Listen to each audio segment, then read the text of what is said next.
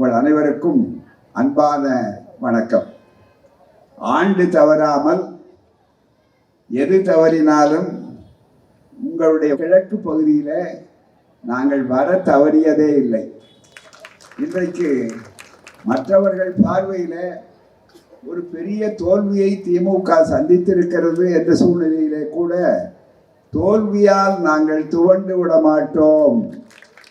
வெற்றி வந்தாலும் அதற்காக நாங்கள் வெறி கொண்டு அலைய மாட்டோம் என்பதை காலங்காலமாக நிர்ணயித்து கொண்டு பயிற்சி பெற்ற ஈரோட்டு பயிற்சி களத்திலே பயிற்சி பெற்ற தந்தை பெரியாரின் தொண்டர்களாக, அண்ணாவின் அருமை தம்பிகளாக, கலைஞருக்காக என்றென்றைக்கும் அந்த படையிலே மாறாத கொள்கையாளர்களாக இவற்றை 3 பேரையும் கொள்ளடக்கிய ஒருவர் என்று சொன்னால் அவர்தான் முத்துவேல், கருணாநிதி, ஸ்டாலின் ஆகிய அந்த பெருமைக்குரிய ஆட்சியாளர்கள். அப்படிப்பட்ட அவருடைய நிலையிலே இன்றைக்கு தொடர்ந்து வரக்கூடிய வாய்ப்பை அருமை சகோதரர் சேகர் பாபு அவர்கள் அளித்திருக்கிறார்கள். எங்களை எப்போதுமே பதவி இருந்தாலும் இல்லாவிட்டாலும் பதவியால் பார்வை பெறக்கூடியவர் அல்ல, கொள்கையால் அளக்கப்படக்கூடியவர்கள். ஆகவே அந்த அடிப்படையிலே பார்க்கும்போது ஒரு செய்தியை உங்களுக்கு சுருக்கமாக சொல்ல வேண்டும். என்னுடைய உரை சபாபதி பவன் அவர்கள் அற்புதமான ஒரு உரையாற்றினார். எங்களுக்காக வழிவிட்டிருக்கிறார். அவர் இன்னும் பேச விட்டுருந்தால் பேசிக்கொண்டே இருப்பார். மிக முக்கியமாக இருந்தாலும் நீங்களே ரொம்ப நேரம் காத்து கொண்டிருக்கக்கூடாது என்று சொல்லி நான் கூட அருமை சகோதரர் சேகர்பாபு அவர்கிட்ட சொன்னேன், பொதுக்கூட்டங்கள் போடும்போது முந்தி மாதிரி இந்த அரங்கத்தில் போடாதீங்க, மக்களை சந்திக்கக்கூடிய ஒரு பொது இடங்களே போடுங்கள் சொன்னேன். உடனே செய்தி காட்டினார். அதுதான் மிக முக்கியம். அது மட்டுமல்ல, இன்னும் தாய்மார்கள் சகோதரிகள் எல்லோரும் வந்த நேரத்தில் ஒன்றை சொன்னார். இங்கே எந்த விதமான சோர்வையும் நான் இந்த மக்கள் மத்தியில் பார்க்கல. சோகம் இருந்திருக்கலாம், ஆகவே இப்படி நடந்து விட்டதே என்று ஒரு ஆற்றல் இருக்கலாம். ஆனால் படை வீரர்களுக்கு எப்போதுமே படையை நடத்தித்தான் பழக்கமே தவிர அவர்கள் தடையை உடைத்து கொண்டு படையை நடத்துவார்கள். அடுத்த களம் என்ன, அதுதான் மிக முக்கியம். அந்த வகையிலே தான் மிகப்பெரிய அளவிற்கு கலைஞர் அவர்கள் எப்படி பக்குவப்படுத்தி இருக்கிறார் தன்னுடைய கொள்கையாளர்களை என்பதற்கு இந்த அடையாளம் இந்த கூட்டம். கழகம் சார்பாக 103வது வயதை அவள் குறிக்கின்ற நேரத்தில் தமிழ்நாடு எங்கும், இன்னும் கேட்டால் பிற மாநிலங்களிலும், கர்நாடகத்திலும், மகாராஷ்டிரத்திலும், புதுச்சேரியிலும் 3 மாநிலங்களையும் கூட அடுக்கிவிட்டு தொடர்ந்து கலைஞருடைய அந்த 103வது ஆண்டு பிறந்தநாள் விழா நடப்பதற்கு காரணம் சில பைத்தியக்காரர்கள் சொல்வதைப் போல, சில ஊடகங்கள் தவறாக எழுதி அற்ப சந்தோஷத்தை பெறுவதைப் போல திராவிட கொள்கை ஒருபோதும் தோற்காது. திராவிடம் என்றைக்கு வெல்லும், அதை வரலாறு என்றும் சொல்லும். அதுதான் நன்றாக நினைத்து பார்க்க வேண்டும். அது மட்டுமல்ல, அப்படிப்பட்ட ஒருவருடைய பிறந்த நாள் விழாவை ஏன் கொண்டாடுகிறோம், எத்தனை தோல்விகளை எல்லாம் சந்தித்திருக்கிறதை பற்றி அவர்கள் சிறப்பாக சொன்னார்கள். கலைஞருடைய சிறு ஆதாரத்தோடு சொல்லி பழக்கப்பட்டவர். இது கலைஞருடைய தேர்தல் பிரச்சாரங்களை எல்லாம் ஒரு அற்புதமான புத்தகமாக திமுக கழகத்தினுடைய தலைமை கழகம் வெளியிட்டிருக்கிறது. இந்த திமுக கழகத்தினுடைய தலைமை கழக வெளியீடு பல இளைஞர்கள் பார்த்துக்க மாட்டார்கள். 2011 வெளியிடப்பட்ட ஒரு அதுக்கு தலைப்பு என்ன தெரியுங்களா, தம்பிக்கு கடிதம் எழுதும்போது எந்த உறவு முறை எப்படி எடுத்துக்கொண்டுவார் கலைஞர், ஏன்னா இளைய தலைமுறை தெரிந்து கொண்டிருக்கணும், இளைய தலைமுறைக்கு முதிய தலைமுறையும் அறிவுறுத்தணும், அதுதான் மிக முக்கியம். அப்படிப்பட்ட அந்த அறிவுரை சொல்லுறப்ப நீ இன்றி நான் இல்லை, இதுதான் தலைப்பு. நீ இன்றி இந்த தலைப்பே தம்பி, நீ இன்றி நான் இல்லை என்று சொல்லக்கூடிய அந்த வாய்ப்பை பெற்றார்கள். மழை பெய்தாலும் நான் நிறுத்த மாட்டேன், பேசுவேன், அதுதான் முக்கியம். மழை முக்கியம் அல்ல, நல்ல குளிர்ந்து வெப்பத்துக்கு ரொம்ப அருமையான தென்றல் காற்று, அவ்வளவுதானே தவிர இதை யாரும் நீங்க கலைய வேண்டிய அவசியம் இல்லை. உட்கார்ந்து கொள்ளுங்கள், இது நமக்கு குளிர்ச்சி தேவை. இப்போ அவ்வளவுதான், நம்ம வெப்பத்தில் இருக்கிறதுனால குளிர்ச்சி தேவை. ஆகவே அந்த குளிர்ச்சி இப்போது வரவேற்க வேண்டியதுதான். ஒன்றும் மழை அதிகமாக இருக்காது, அங்கங்கே பன்னீர் துளிகள் மாதிரி விழுந்து கொண்டிருக்கும். கண்ணீர் துளிகளாக ஆரம்பித்த இயக்கம் தான் இந்த இயக்கம். ஆகவே நன்றாக நீங்கள் புரிந்து கொள்ளணும். அப்போ வரும்போது நாம் கலைஞர் பேசுகிறார். நான் சொல்வதை விட மிக முக்கியமாக அவங்களை சுட்டி காட்ட வேண்டிய செய்தி 2 தான். என்னன்னா, ஈரோட்டில் பேசுகிறார், தேர்தல் பிரச்சாரத்துக்கு கலைஞர் பேசுகிறார். இவங்கள மாதிரி இருக்கக்கூடிய தலைமை வாய்ப்பு இளைஞர்கள் தெரிந்து கொள்ளணும், அதுதான் மிக முக்கியம். அது நாம் நம்முடைய பெயரும் பயனை தமிழகத்திலே திராவிடம், நான் கூறுவது திராவிடம் என்ற இந்த சொல்லை, திராவிட இயக்கம் என்ற அந்த சொற்றொடரை தமிழகத்திலே இணைத்து அதனுடைய பெரும் பயனை நாமெல்லாம் பெறுகின்ற அளவிற்கு பாடுபட்ட பெரியாருக்கும் அண்ணாவுக்கும் நாம் நன்றி உடையவர்களாக இருக்க வேண்டும்.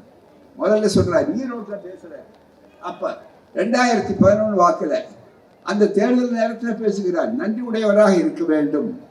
தேர்தல் நேரத்திலேயே எவ்வளவு முன்னோக்கு கலைஞருக்கு இருக்கிறது என்பதற்கு ஆதாரமும் இன்னொரு செய்தி.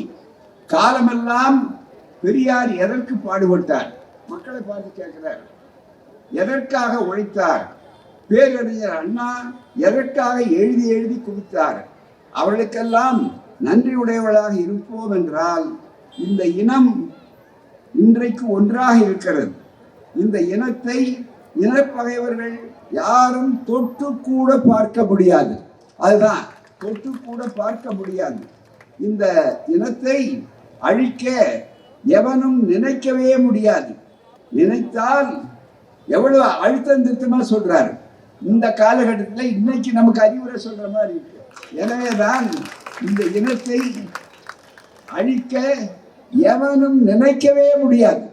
எவ்வளவு கோபத்தோடு ஆத்திரத்தோடு சொல்றாரு, எவனும் நினைக்கவே முடியாது. நினைத்தால் நினைத்த மாத்திரத்திலேயே அவர் எப்பவுமே அவன் சொல்ல மாட்டார். இந்த கோபம் அவருக்கு, நினைத்தால் அந்த அவன் நிலைக்காமல் போய்விடுகிறான் என்பதுதான், போய்விடுவான் என்று எடுக்கின்ற அந்த சபதம் ஈரோட்டு மாநகரத்திலே தந்தை பெரியார் பிறந்த மண்ணிலே பேரொழியாக இன்றைக்கு கிளம்புகிறது என்றால், இந்த பேரொழிக்கு என்றைக்கும் தோல்வி இல்லை, வெற்றி பெற்றே தீருவோம், பலத்த கைதட்டல் என்ற இருக்கிறது. அதுதான் மிக முக்கியம். இந்த நேரத்தில் இப்ப பேசுற மாதிரி இல்லையா கலைஞர்? நமக்கெல்லாம் அது அறிவுரை சொல்ற மாதிரி இல்லையா? அடுத்து சொல்றாரு, எவ்வளவு முன்னோக்கு பாருங்க. தோல்வி என்பது பெரியார் அவர்களுடைய வாழ்க்கையிலே அடிக்கடி சந்தித்ததுதான். அண்ணா அவருடைய தேர்தலிலே முதலாக இல்லாவிட்டாலும் 2வது முறை சந்தித்ததுதான். ஆனால் வெற்றி தோல்விகள் ஒரு இயக்கத்தினுடைய கொள்கைகளுக்கு, ஒரு தலைவருடைய லட்சியங்களுக்கு முத்திரை அல்ல. அவைகள் மேலும் மேலும் வெற்றி தோல்விகள், கவனிங்க தோழர்களே, தாய்மார்களே, கவனியுங்கள். வெற்றி தோல்விகள் என்று சொல்வது ஒரு இயக்கத்தினுடைய மிக முக்கியமாக மூலமாக, ஒரு இயக்கத்தினுடைய கொள்கைகளுக்கு, ஒரு தலைவருடைய லட்சியங்களுக்கு முத்திரை அல்ல. அவைகளை மேலும் மேலும் கொண்டெடுத்து செல்லுகின்ற, மேலும் மேலும் வெற்றி பெற செய்கின்ற அத்தகைய பாதைகளாகத்தான் அவைகள் அமைந்திருக்கின்றன. இதுதான் மிக முக்கியம். தோல்வியை கண்டு நம்ம தோழ வேண்டிய அவசியம் கிடையாது என்பதற்கு வெற்றிகளுக்கான பாதைகள், அதுதான் மிக முக்கியம் என்று சொன்னார். அதுக்கு சொல்லும் போது நண்பர்களே, மிக முக்கியமாக இன்னொன்று சொல்ல வேண்டுமானால், என்னை நினைக்க வேண்டும், ஒன்றை நினைத்துக் கொள்ளுங்கள். உங்களுக்கு தெரியும், கலைஞர் தொலைக்காட்சியை பார்த்தா முதல்ல தொடங்கும் போது ஒரு வார்த்தை போடுவாங்க, கலைஞருடைய குரல் கேட்குவாங்க. கலைஞருக்கு என்னன்னா, நீங்கள் என்னை கடலில் தூக்கி போட்டாலும் வந்துடாதீங்க, நீங்கள் என்னை கடலில் தூக்கி போட்டாலும் நான் சாக மாட்டேன், கட்டுமரமாக மிதந்துதான் உங்களுக்கு உழைப்பு என்று சொன்னார். அவர் கட்டுமரமா இருக்கிறேன்னு சொன்னாரு. இப்ப இருக்கிற தலைவர் அவரால் உருவாக்கப்பட்ட உழைப்பின் உருவமாக இருக்கிற எங்கள் ஒப்பற்ற தலைவர் ஸ்டாலின் அவர்கள் கட்டுமரமாக அல்ல, கப்பல் மரமாக வந்து உழைப்பார் என்று சொல்லக்கூடிய வாய்ப்பு. ஆகவே சாதாரணமல்ல, மிகப்பெரிய அளவுக்கு. ஆகவே தான் எவ்வளவு பெரிய வாய்ப்பு. ரொம்ப பேர் மழை வரலையேன்னு கவலைப்படுறாங்க. நான் எப்போ வேணாலும் பேசலாம், ஆனா மழை வந்து இங்க ஊற்றுகிறதுன்னு சொன்னால் மிக முக்கியமாக கண்ணீர் துளிகள் தொடங்கப்பட்ட நேரம் மழையில தான் இந்த இயக்கம் தொடங்கப்பட்டது. 103 வயதானாலும் இங்கே இருக்கக்கூடிய அளவிற்கு அவருடைய உழைப்பு என்பது இருக்கிறது, அது வழிகாட்டக்கூடிய உழைப்பு. அதுதான் நடத்தி பார்க்க வேண்டும் சொன்னார் அழகாக. எங்காவது ஒரு இடத்தில் இந்த கொள்கை எப்படி வளர்ந்திருக்கிறது என்பதற்கு அடையாளம் நண்பர்களே ஒன்றே ஒன்று. எங்காவது ஒரு தலைவர் எதிரிகள் கூட யார் அவரை தோற்கடித்து விட்டோம் என்று மகிழாமல் இப்படிப்பட்டவர்களை பார்த்து ஐயோ நாம் தோற்கடித்து விட்டோமே, அவர் தோற்று விட்டாரே என்று அந்த கண்ணீர் துளிகள் இன்னமும் பன்னீர் துளிகள் போல அவர் மீது விழுந்து கொண்டிருக்கிறது என்றால் அதுதான் இந்த அடையாளம். அதுதான் மிக முக்கியம். அதனால் இந்த இயக்கம் ஒளிந்து விடாது, இந்த இயக்கம் சரிந்து விடாது, இந்த கொள்கைகளுக்கு ஒருபோதும் சரிவு ஏற்பட்டு விடாது. அதைத்தான் நீங்கள் நன்றாக நினைத்து மனதில் வைத்துக் கொள்ள வேண்டும். அவர் தந்த பணத்தை வாங்கி வங்கியில போட்டுட்டு அந்த 5000 ரூபாய அவர் விடுத்த விடியல் பயணத்திலேயே பஸ்ல போய் அவர் கொடுத்த வாய்ப்பை பயன்படுத்தி அங்கேயே ஓட்டு போட்டு அவருக்கு எதிராகவே ஓட்டு போட்டு அதுக்கப்புறம் திரும்பி வந்தா கூட அந்த மனிதர் கலங்கவில்லை. ஓட்டு போடாதவர்களுக்கு உடனடியாக தோல்வியை பற்றி கவலைப்படாமல் உடனடியாக வந்து அவருடைய தொகுதியில வெற்றி பெற்றவர்கள் கூட நன்றி சொல்லவில்லை. ஆனால் தோற்றதாக சொல்லிக் கொள்ளப்படுவதால் இது யாருக்கு வெற்றி, எப்பேற்பட்ட ஒரு கூட்டத்தை தயாரித்திருக்கிறார் கலைஞர். காரணம் மூல வெற்றி தந்தை பெரியார். அதுக்காக தான் சொன்னேன். ஆகவேதான் பெரியாருடைய இயக்கம் என்பது வெற்றி தோல்விகள் தேர்தல்களால் நிர்ணயிக்கப்படுவதல்ல, கொள்கையால் அழைக்கப்படுவது. தோழர்கள் இருக்கிறார்களே, எந்த பயனையும் வராத தோழர்கள் கட்டுப்பாடு மிகுந்தவர்கள். அதுதான் கடமை, கண்ணியம், கட்டுப்பாடு என்பதை சொல்லும்போது தந்தை பெரியார் சொன்னார், கடமை கண்ணியம் அப்புறம் இருக்கட்டும், கட்டுப்பாடு இருக்கணும்.